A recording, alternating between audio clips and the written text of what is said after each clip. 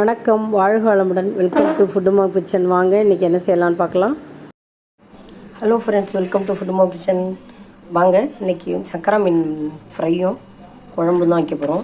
தலையெல்லாம் போட்டு குழம்பு வச்சுட்டு மீன் பால்லாம் போட்டு ஃப்ரை பண்ணிடலாம். இதுக்கு என்னென்ன இன்க்ரீடியன்ஸ் தேவைன்னா, ஃப்ரைக்கு ஒரு ஸ்பூன் அளவு, சின்ன ஸ்பூனில் ஒரு ஸ்பூன் சோம்பு, மிளகாத்தூள், ஆல் பர்பஸ் மிளகாத்தூள், இதில் கார்ன்ஃப்ளவர் அரிசி மாவு ஒரு ஸ்பூன் சேர்த்துக்கலாம், உப்பு கொஞ்சம் சேர்த்துக்கலாம், புளித்தண்ணி கொஞ்சம் சேர்த்துக்குவோம். புளித்தண்ணியில் லெமன் சேர்த்துக்கிட்டா நல்லா டேஸ்ட்டு கொடுக்கும். அதனால் புளித்தண்ணி சேர்த்துக்கலாம். நம்ம இதில் உப்பு தேவையான அளவு, தேவையான அளவு சால்ட்டு போட்டுக்கலாம். சால்ட்டு போட்டுப்போம். இப்போ நான் புளித்தண்ணி பார்த்திங்கன்னா, கழனி தண்ணி இருக்குல்ல, அரிசி கழுவின தண்ணி, அதில் நான் புளி போட்டு ஊற போட்டு வச்சுருக்கேங்க.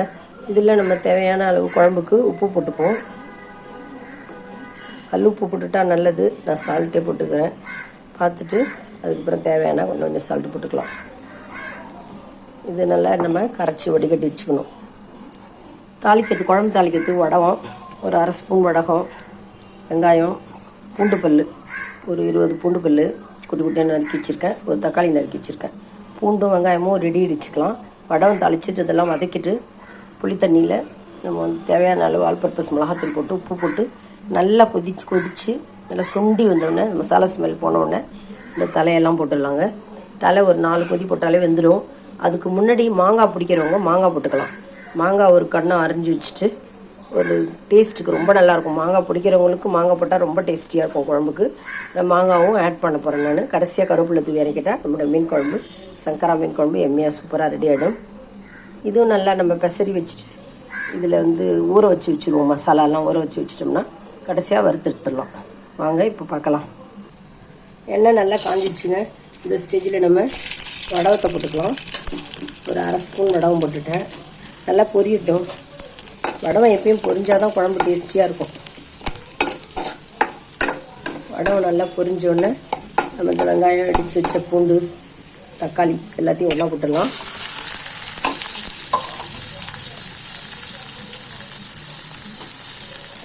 இதில் வச்சுக்கலாம். நல்லா வறுபட்டுடும். இது வதக்க தான் நல்லா மீன் குழம்பு டேஸ்ட்டு கொடுக்கும். அதனால் நம்ம நல்லா வதக்கிக்கலாம்.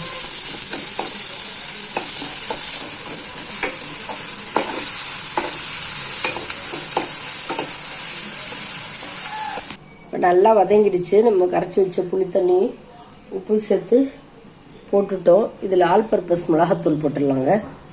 மிளகாத்தூள் நமக்கு எவ்வளோ காரம் தேவையோ அவ்வளோ போட்டுக்கலாம். மிளகு ஜீரகமும் கொஞ்சம் இடித்து போட்டுக்கலாம்.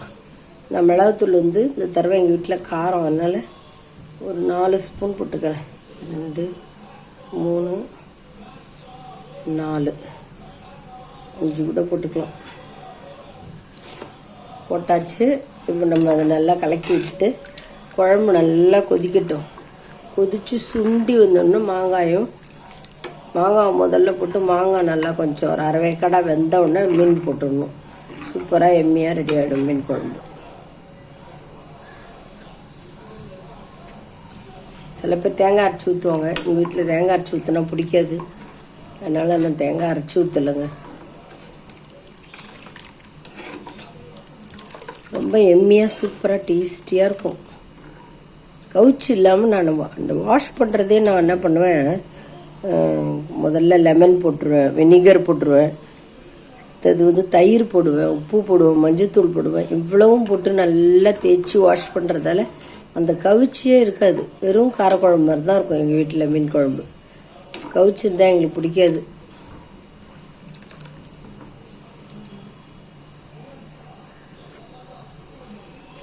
இந்த மாதிரி செஞ்சு சாப்பிட்டு பாருங்கள். கவுச்சி ஸ்மெல்லே இருக்காதுங்க. டேஸ்ட்டாக இருக்கும். நல்லா கொதி வரட்டும், சுண்டி வரட்டும், பார்க்கலாம். வறுக்கிற மீனில் நான் கார்ன்ஃப்ளவர் போட்டேன். இதையும் பெசரி விட்டுக்கலாம். உப்பு, கார்ன்ஃப்ளவர், புளித்தண்ணி, பூண்டு, இஞ்சி, வெங்காயம் நசுக்கி போட்டிருக்கேன், கருவேப்பிலை கொஞ்சம் போட்டிருக்கேன், சோம்பு பவுடர் போட்டிருக்கேன். நல்லா இது அப்படியே மிக்ஸ் ஆகி நல்லா ஊறிக்கிட்டு இருக்கட்டும். அதுக்குள்ளே குழம்பு நல்லா சுண்டட்டும். இதில் கொஞ்சோண்டு அரிசி மாவு கூட நம்ம போட்டுக்கலாம். நல்லா கிறிஸ்பியாக எண்ணெய் இழுக்காமல் நல்லா பரம்பரன்னு இருக்கும். வெறும் கார்ன்ஃப்ளவர் போட்டாலும் போடலாம், அரிசி மாவு போட்டாலும் போடலாம்.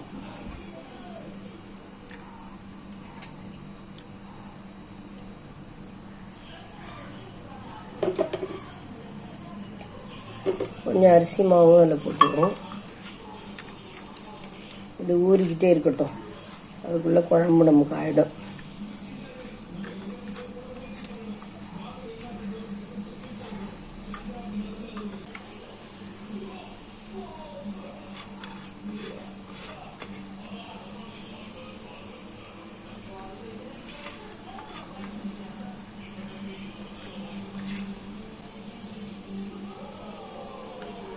நல்லா ஊறிக்கிட்டு இருக்கட்டும், அதுக்குள்ள நம்ம குழம்பு பார்த்துட்டு வந்துடுவோம். பாருங்கள், மீன் குழம்புல மாங்காய் போட்டு வச்சா ரொம்ப செம்ம டேஸ்ட்டாக இருக்கும். இந்த மாங்காய் நம்ம கட் பண்ணி மீன் குழம்புல போடலாம்.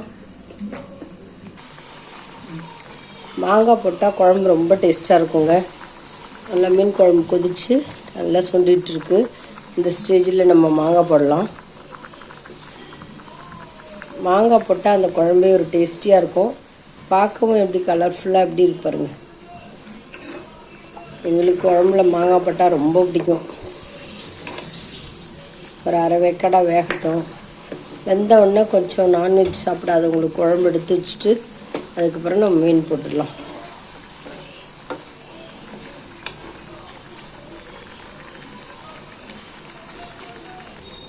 இந்த சைட் பார்த்திங்கன்னா தோசைக்கு தவா வச்சாச்சு, எண்ணெய் ஊற்றியாச்சு. எண்ணெய் காஞ்சோடனே மீன் போட்டுற வேண்டியது.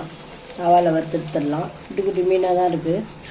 கட்ரா மீன் வால் எல்லாத்தையும் போட்டுக்கலாம். ஒரே இதிலே போட்டுக்கலாம். கம்மியாக தான் இருக்குது, 8 பீஸ் இருக்குது.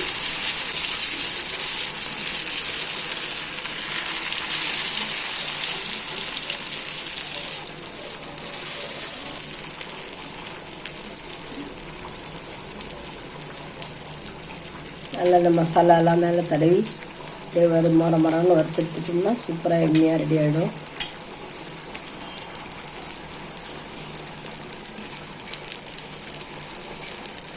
மீன் நல்லா வறுபட்டோன்னே திருப்பி போட்டு கரட்டி முருவலானோன்னு எடுத்துட்டா நம்முடைய மீன் ஃப்ரை சூப்பராக எண்ணெயாக ரெடி ஆகிடுங்க. இது வந்துட்டே இருக்கும். மீன் குழம்பு நல்லா கொதிச்சிருச்சு. அரை வேக்கடா மீனும் வந்துடுச்சு. நம்ம மீன் சாப்பிடாதவங்களுக்கு கொஞ்சம் குழம்பு எடுத்துடலாம். எடுத்துட்டு மீன் போட்டுடலாம்.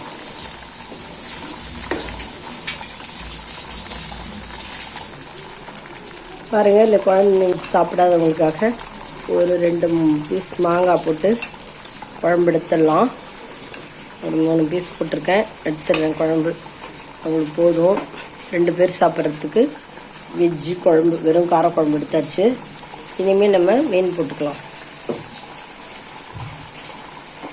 ஸ்லோ ஃபயரில் வச்சுட்டு மீன் தலை தான் வாஷ் பண்ணி வச்சுருக்கேன், நல்லா போட்டுடலாம்.